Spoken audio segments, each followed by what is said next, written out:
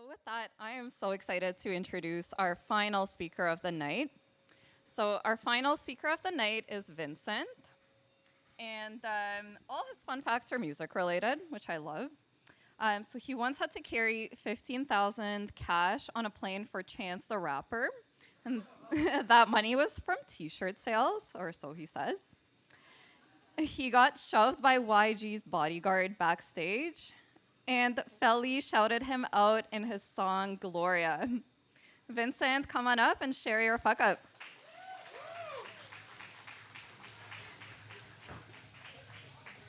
Okay. Hello, hello. Thank you for having me, Marsha. I'm excited to be here. Okay, I'm going to tell you I fucked up my startup.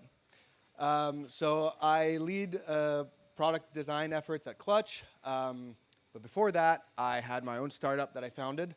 I'm going to give you my TLDR. So 2013, graduate college. I want to be in the music business. Let's go. It was my dream my whole life. I had long hair, in case you hadn't noticed. So I get in the music business, and for some reason, I become an expert at royalties, chasing money for artists. So did that for a few years. It's basically accounting. Wanted to be a little bit more creative and entrepreneurial. So 2019, I start my first company. I start a merchandise agency for artists. That means that me and my friend Sal were managing the brands of different types of artists. I mean, still musicians. Everything from their web store to production, fulfillment, customer service, you name it. 2021, I cut my hair. And I decided that I want to innovate a little bit more. I saw scalability issues with the merch agency. So I say, you know what? I want to start a startup, and I start hunting for the idea. I find the idea, and I go for it. That's me at the end of my startup. Vastly different vibe, if you could tell. And the moral of the story, which I'm going to tell you, is don't fall in love with your idea. Do not fall in love with your fucking idea. Context for that photo. That's me eating food like a rat on the floor of a music festival that I was working at for my startup.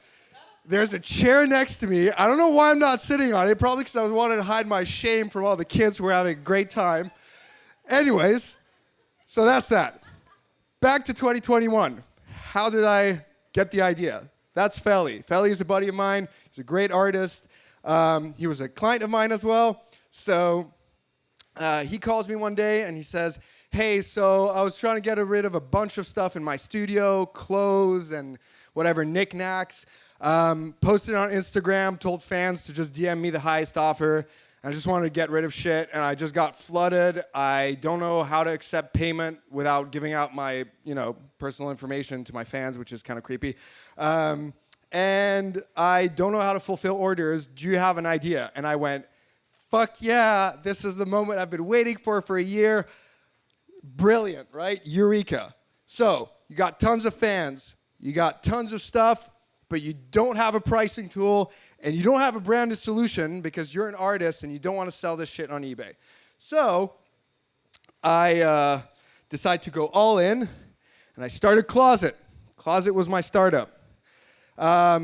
These are some of the artists we work with. It was awesome. It's basically an auction marketplace where artists only can auction out things that they no longer use to their fans for ridiculous amounts of money. So super cool idea, right? Sounds like really fun and really obvious, right? Because artists have stuff and fans are crazy. And anyways, so first fuck up, leave my other business, which was doing great, by the way. I mean, after it was year 2, we hit $1 million in sales. And obviously we didn't take home all of that, but still I was living from my business. And I could have used that business to validate my idea. I could have used that business to funnel, customers from the agency to Closet, but I said, no, I'm going to go all in because I'm awesome and I'm brilliant and this is the best idea ever. So, to-dos. Never started a startup before. So I started reading, all the books, the Lean Startup, Paul Graham's book, all of it. You guys probably read all of them. And a lot of learnings there, but here are the top 4 lessons, right? Understand the market. Don't build a business or at least a startup in a tiny market because you're not going to be able to scale, right? Validate the problem. Don't build a business if you're not solving a problem. Andrew said that earlier, right? 3, raise money only if you need to. Do not go and just ask for money if you don't actually need the money. And 4, become ramen profitable. This is what Paul Graham refers to as basically starting your business and with very little funding and spending as little as possible on it and trying to break even. That's what becoming ramen profitable means. So, phase 1, that's the research, right? Understand the market, validate the problem. So, I started talking to artists. I'd been in music for, I don't know, like 8 years at that point. So I knew a bunch of artists, managers, agents, all that. And here's how the conversation goes. Hey, artist, I have this idea. I know you have a ton of stuff, and I'm thinking of helping you auction them out. What do you think? And the artist would say, yeah, you know what? That's true. I have like a ton of stuff, and I trust you because we've worked together, and you're amazing. And I'd be like, yeah, this is great, right? So has anybody here read the mom test? Yes? Okay. If you read the mom test, that is a terrible way of doing research. It's completely biased. All of those compliments were biased because I was prefacing it with basically a solution, and they wanted to hype me up. So they hyped me up. And then I speak to this guy. This guy's name is Mark Geiger. Mark Geiger is, or was at the time, the head of international music at WME, which is one of the largest talent agencies in the world. He had built a startup before. He was one of the co-founders of Lollapalooza. He had just started a new business. And a friend of mine, Tess, introduces me to him. We get on the phone, and I start my pitch. And he very kindly goes, look, Vince, I understand what you're building. I know exactly what you're building, but it's not going to work, and here's why.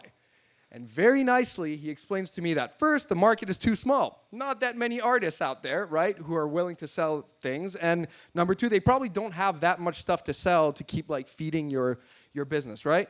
Number 2, not really a big problem. Sure, they pay for storage. Sure, they have a bunch of stuff, but like it's not really, really a problem. They still want to tour. They just want to make music, all of that, right? So I hung up with him. I took that feedback. I did this. I said, yeah, you know what? My idea is awesome. I know it's awesome. I can't wait to prove him wrong and be like Steve Jobs on the stage like this and thinking of Mark Geiger, right? So just one thing about feedback. I'm not saying you should take feedback, every piece of feedback you get. But what I'm saying is analyze it objectively, think about it, and if you think it's wrong, leave it aside, okay? So he actually said 2 other things to me that ended up being wrong. He said the auction model is not consumer friendly, and that in order to onboard artists at scale, and especially in the beginning, I would have to pay them advances. Those 2 things ended up not being true. But those, about the market and the problem, I lied to myself. Unconsciously, I lied to myself, and instead of looking into it really, I just focused on the amazing feedback I got from artists before that. So, raise money only if you need to. Yeah, it was 2021. Everybody was raising money on a deck, right, with an idea and no product. And I wasn't like set on raising money, but then I got invited to join On Deck's first accelerator, which was called ODX. And they offered me $125,000 for 7%. And I went, fuck yeah, I'll take $125,000. So about raising money. I'm not saying you shouldn't raise money, or I don't believe in raising money, right? But raising money gives you the illusion of success, especially in the early stages, right? It just means you're going to have to work way harder, and that you're essentially going to have to answer to investors and all that, right? So I got the $125,000, and I topped it off with some angel checks from friends and family. So yeah, I'll get to that in a second. But become ramen profitable is the 4th one. That one is hard. It's harder to lie about yourself for or lying to yourself about becoming ramen profitable, because this is what you want as a trajectory when you're a startup, right? You want to show steady growth, right? It's obviously not always that smooth, but over a certain period of time, you want to show growth. And when we started in 2022, I met my co-founder named Benjamin, and we started hustling. We put out an MVP, started onboarding artists. It was amazing. I was elated. We were selling things for ridiculous amounts of money, like to the fans. It was great. But this is what our monthly GMV looked like, right? The gross merchandise volume is what GMV is. That's not good growth. That's just completely unsteady. If you look at that, you would say, okay, there's some problem with your retention or, custom for lifetime value, blah, blah, blah. But what I said was, no, it's social proof. We need more artists, and once we get bigger names, the smaller names will follow, and then it's going to, do this.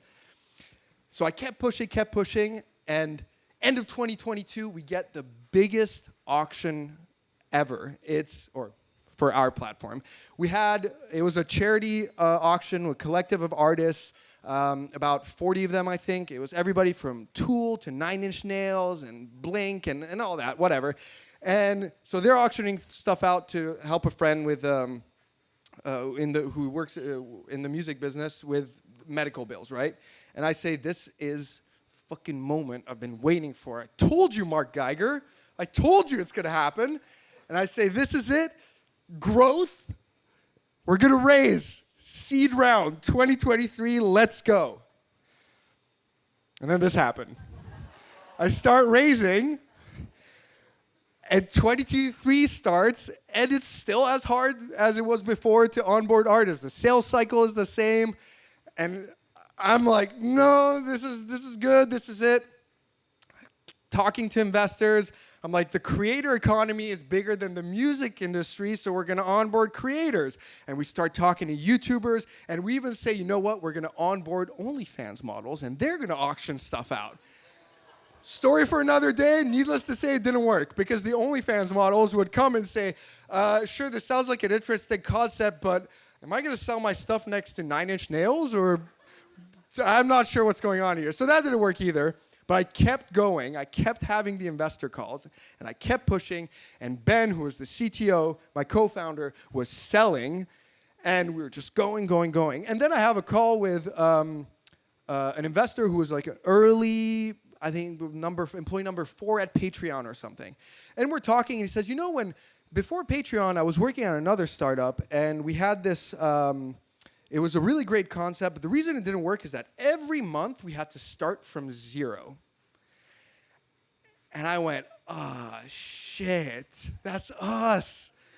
And at that point, it had been over a year, but I don't know what happened. I think because I really experienced that problem at that point, I really took it to heart. And we tried. I raised a little bit more money, and then I said, you know what? This is not working. Rest in peace, Closet. So it lasted 2 years. I'm really proud of what we achieved. I don't know, in less than 2 years, we did $230,000 in sales, and it was just me and Ben and 2 laptops. And we got all these artists, and we did not pay them to join the platform. So it worked out well. $150,000 went to charity. So, decent outcome, but definitely not something to build a business off of, right? All right, conclusion. Completely burnt out. I was pretty done at that point. Needed to reevaluate my life, figure out what I wanted. Did I want to start another company? I mean, we had considered pivoting, and we didn't do it. It takes a toll on your relationships. It's, everybody knows what burnout means here. You know how I told you that raising money doesn't change the trajectory of your business? It actually delays the inevitable, right? Especially when you're doing you're building the wrong business like I was. It just delays it. On a $36,000 a year salary, it delays it even more. And that's what we decided to put ourselves on, because we thought, we want to stay as lean as possible and invest in the business. So, lost my friend's money. Yeah, that was pretty shitty to have that conversation with each and one of them and being like, hey, you know how I was like all amped about that idea 2 years ago? Yeah, that didn't work out as planned. And I was keeping them posted, through along the way, but just getting to that point, they're still my friends, by the way. So just saying that, but it still sucked. With all that said, if I could go back, I'd fucking do it again. So here's why. I wouldn't do it the same. Obviously, if you listen to the rest, made a bunch of mistakes, and I wouldn't do that again. But I don't go to sleep at night wondering, what if? I go to sleep at night saying, hey, you know what? I tried. And I also figured out what I liked, and I figured out what I don't like. What I like is product. What I like is design. What I don't like is fundraising. A lot of founders know this, but I decided, you know what? That's not really for me. So took some time, found a job working at Clutch now. We're really exciting. I don't have to deal with all that stuff that I dealt with. And if you want to do it, totally worth it. Totally worth it. It's going to suck for a little bit. It's going to suck after if, God forbid, it doesn't work. But it's totally worth it. That's what I want to leave you with. Godspeed.